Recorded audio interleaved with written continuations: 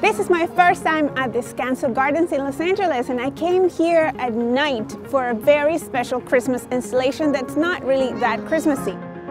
It's similar to the movie Avatar, where there's a lot of nature and black lights and sound, and it's called the Enchanted Forest of Light.